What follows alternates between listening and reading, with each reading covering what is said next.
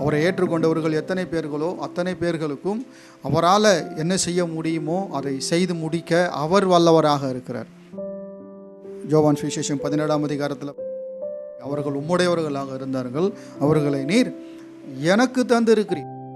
அவருடையவர்களாக இருந்தவர்களை பிசாசு என்ன செய்தான்? தேவனை விட்டு பிரித்தான். பிரித்தவர்களை திரும்ப அவரிடத்தில் கொண்டு வந்து சேர்க்கிற அந்த பணியை தேவன் இயேசு கிறிஸ்துவிடத்தில் கொண்டு போய் கொடுக்கிறார். அவர்களை திரும்பமாக பெற்றுக்கொள்ளுகிறார். இயேசு கிறிஸ்து தேவன் திரும்பமாக பெறுகிறார். தேவன் ஆதாமின் மூலமாக இழந்தார், தேவன் கிறிஸ்துவின் மூலமாக பெற்றுக்கொண்டார். சுவிசேஷம்.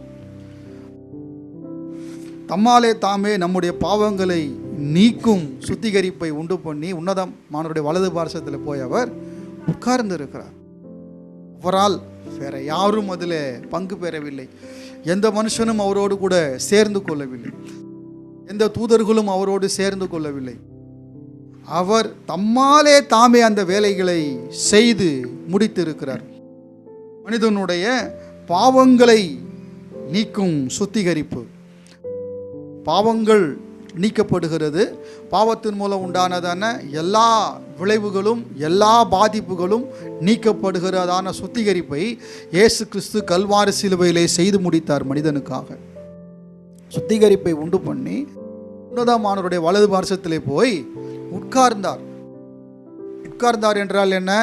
வேலையை செய்து முடித்து விட்டார்.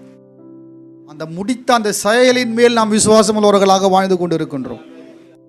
நான் யாரு, நான் எப்படிப்பட்டவன், என்னுடைய காரியங்கள் என்ன, அந்த எண்ணங்களில் நாம் வாழவில்லை.